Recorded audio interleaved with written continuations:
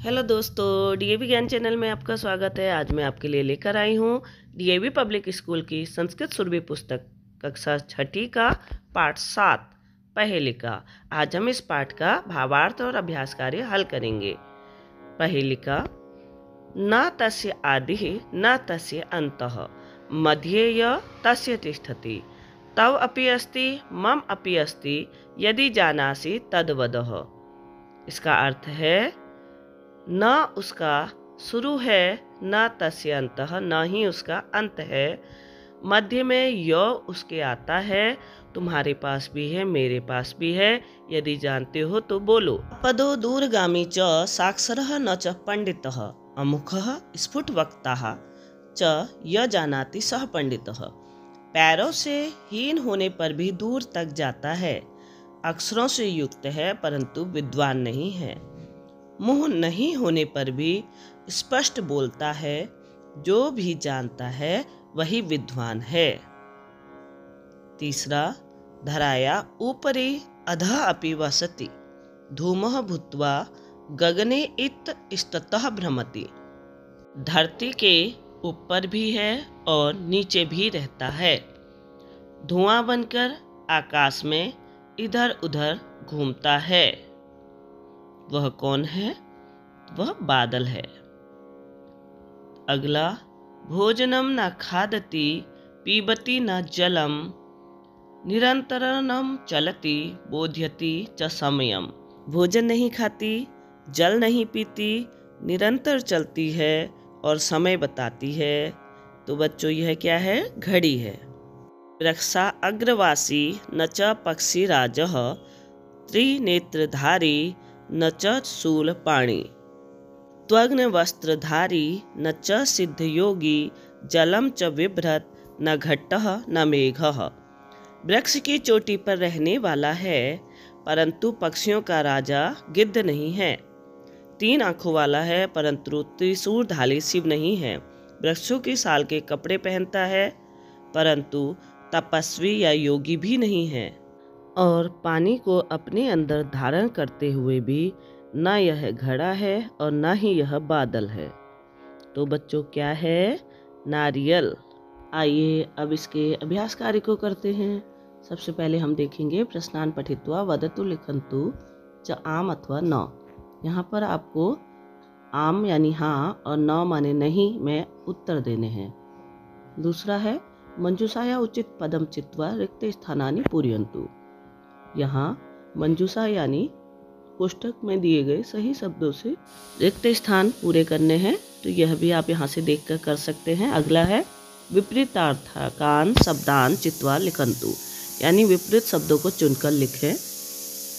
तो यहाँ पर इत माने इधर, तत् माने उधर, ऊपरी माने ऊपर, अध माने नीचे, आम माने हाँ, न माने नहीं, आदि माने शुरू, अंत माने खत्म, मम माने मेरा, तव माने तेरा, निरंतर रम माने हमेशा और कदा कदा माने कभी कभी होता है। एतेषां प्रश्नानाम् उत्तराणि एक पदेन वदन्तु लिखन्तु च। इन प्रश्नों के उत्तर एक शब्द में दीजिए। वयम केन पश्याम, हम किससे देखते हैं? नेत्रेण। पत्रवाहकः किम वितरति, पत्रवाहक क्या बांटता है? पत्रम। का भोजनम न खादति, कौन भोजन नहीं खाता? घटिका। मेघः केन निर्मितः, बादल किससे बनते हैं? धूमेन, धुएं से। का समयम बोध्यति, समय कौन बताती है? घटिका, घड़ी। उचित पदम चित्वा एतेषां प्रश्नानाम् उत्तराणि पूर्ण वाक्येन लिखन्तु। कोष्ठक से सही शब्दों को चुनकर इन प्रश्नों के उत्तर पूरे वाक्य में लिखिए। चरणाभ्याम बिना किम चलति, चरणों के बिना क्या चलता है? तो चरणाभ्याम बिना पत्रम चलति। कस्यः आदि कस्यः च न भवति, किसका प्रारंभ और अंत न से होता है? नयन शब्दस्य आदि अंत च न भवति, नयन शब्द के आदि और अंत में न होता है। धूमः भूत्वा कः गगने भ्रमति, धुआं बनकर कौन आकाश में घूमता है? धूमः भूत्वा मेघः गगने भ्रमति, धुआं बनकर मेघ यानी बादल आकाश में घूमते हैं। कस्मिन् जलम भवति, किसमें जल होता है? नारिकेल फले, नारियल फल में जल होता है। मुखेन बिना कः वदति, मुखेन बिना पत्रम वदति, पत्र बोलता है। स्थूल पदम आधृत्य प्रश्न निर्माणम कुर्वन्तु, यानी मोटे काले अक्षरों के स्थान पर प्रश्न निर्माण करें। पत्रम मुखेन विना वदति, पत्रम केन विना वदति। धूमः गगनं गच्छति, धूमः कुत्र गच्छति। घटिका निरन्तरं चलति, का निरन्तरं चलति। गरुडः वृक्षाग्रवासी अस्ति, कः वृक्षाग्रवासी अस्ति। नारिकेलफलं जलेन पूरितं भवति, नारिकेलफलं केन पूरितः भवति। उचितम मेलनम कृत्वा लिखन्तु, उचित मिलान करते हुए लिखिए। तो यह भी यहाँ पर किया गया है। आगे है मूल्यात्मक प्रश्न, जिसके उत्तर मैंने नीचे हल कर दिए हैं, आप यहाँ से इन्हें देख सकते हैं। यहाँ पर व्याकरण कार्य दिखाया गया है, जिसमें उपसर्ग के बारे में हम पढ़ेंगे। बालकः गच्छति, बालक जाता है। बालकः आगच्छति, बालक आता है।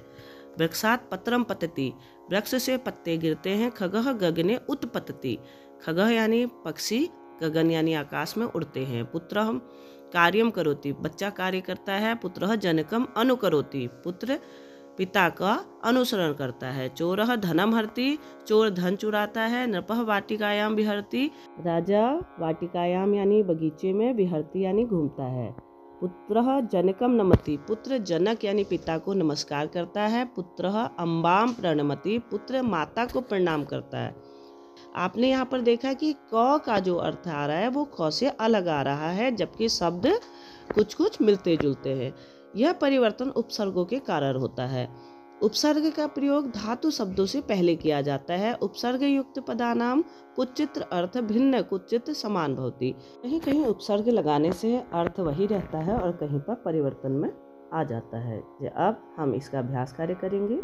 कोष्ठके लिखितानि पदानि योजित्वा रिक्त स्थानानि पूर्यन्तः, कोष्ठक में लिखे हुए पदों को जोड़कर खाली जगह भरिए।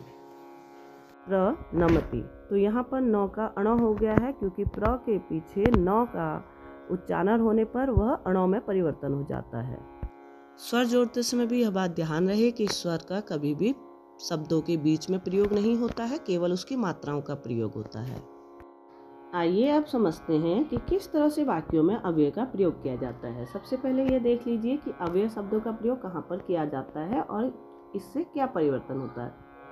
अव्यय शब्दों के प्रयोग करने पर वाक्य में कोई भी लिंग वचन पुरुष का परिवर्तन नहीं आता है। यह वाक्य में जुड़ने के बाद भी वाक्य वही अर्थ देता है।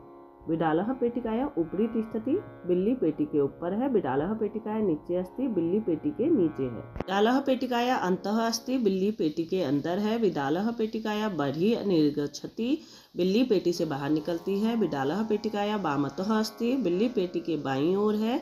बिडालः पेटिकाया दक्षिणतः तिष्ठति, बिल्ली पेटी के दक्षिण ओर बैठी है। बिडालः पेटिकाया पूर्वतः तिष्ठति, बिडाल पेटी के पूर्वतः यानी पूरब में बैठी है। आइए अब देखते हैं इसके अभ्यास कार्य को। उपरित लिखितेषु वाक्येषु यानी स्थूल पदानि सन्ति तानि अत्र लिखन्तु। ऊपर लिखे हुए वाक्यों में जो भी मोटे काले अक्षर हैं उन्हें नीचे लिखना है, तो वह भी मैंने लिख दिए हैं, आप इन्हें देखकर भर सकते हैं। अव्यय शब्दों का जब भी वाक्यों में प्रयोग होता है तो यह ध्यान रहे कि अव्यय शब्दों के कारण किसी भी लिंग वचन पुरुष में परिवर्तन नहीं होता है।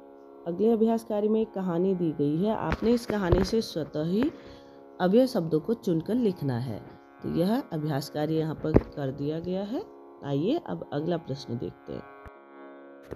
यहाँ कोष्ठक में कुछ शब्द दिए गए हैं, जिन शब्दों का प्रयोग हमने चित्र के अनुसार सही जगह पर सही शब्द को चुनकर लिखना है।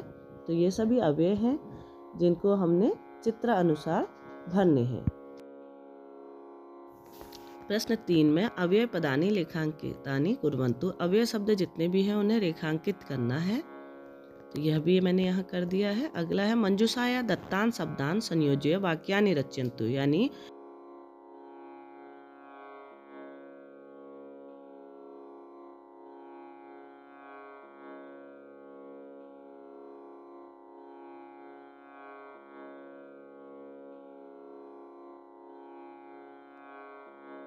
अलग अलग कोष्ठक में दिए गए शब्दों को सही मिलान करते हुए नए वाक्यों का निर्माण करें। तो यहाँ पर आप देखेंगे अहम शब्द यानी कर्ता को हमने अकेले ही दिया है, बाकी अन्य शब्दों का प्रयोग अलग अलग कोष्ठक में दिया है। एक बात याद रखें कि इसे हम सीधे सीधे भी जोड़ सकते हैं, लेकिन जब भी क्रिया जोड़ें वह कर्ता के अनुसार जोड़ें।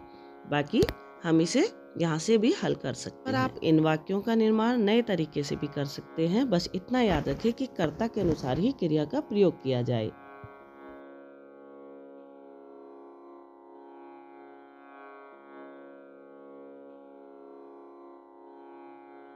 वे चित्वा रिक्त स्थानानि पूरयन्तु। यहाँ पर एक कहानी दी गई है। इस कहानी में आपको अव्यय शब्दों का प्रयोग करते हुए यह कहानी पूरी करनी है। फिर है प्रश्न 6। यहाँ पर भी कुछ अव्यय शब्द दिए गए हैं, आप इन्हें भी कंठस्थ कर लें, जिससे परीक्षा में आप इनको पहचान कर सकेंगे। मैं आशा करती हूँ कि इस पाठ को समझने के लिए मेरी यह वीडियो अवश्य सहायता देगी। फिर मिलते हैं एक नई वीडियो में एक नए पाठ के साथ। तब तक के लिए नमस्कार।